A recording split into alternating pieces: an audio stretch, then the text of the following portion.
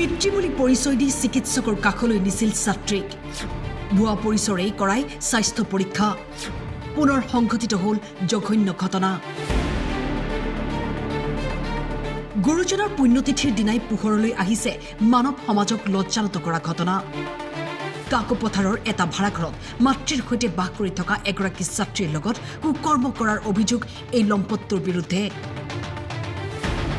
ভাড়াঘৰত থকাৰ সময়তে কনক গোহাঁয়ে দুষ্কাৰ্য সংঘটিত কৰাৰ অভিযোগ মানৱ সমাজত লজ্জিত কৰা এটা ঘটনা ইতিমধ্যে কাকপথাৰত হৈ গৈছে অষ্টম শ্ৰেণীত পঢ়ি থকা এজনী 50-55 বছৰ এজন বৃদ্ধ বুলিয়ে ক'ব লাগিব বৃদ্ধ লোকে ছোৱালীজনী অকলশৰে ৰুমত থাকে আৰু তেনে ক্ষেত্ৰত বৃদ্ধজনে গৈ কৰিছে যি তাইৰ বাবে আমি সমগ্ৰ কাকপথাৰ অঞ্চলতে ইতিমধ্যে সকলো দল সংগঠন ওলাই আহিছে যিজন ব্যক্তিয়ে নেকি এখন কাণ্ডৰ লগত জড়িত আছে সেইজন অগাধ সম্পত্তিৰ ব্যক্তি আৰু তেখেতে ছাত্ৰীগৰাকীক বিভিন্ন প্ৰলোভন দেখাই পেলাই কামটো কৰিছে বুলি আমি জানিছো আৰু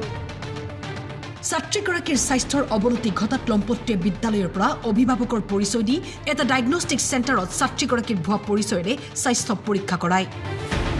ঘটনাৰ পিছতেই ওলাই আহিছে দল সংগঠন দোষীক উচিত শাস্তি প্ৰদানৰ লগতে তিনিচুকীয়াস্থিত ডায়েগনষ্টিক চেণ্টাৰৰ ওপৰতো তদন্ত কৰি ব্যৱস্থা গ্ৰহণ কৰাৰ দাবী জনায় কাকপথাৰত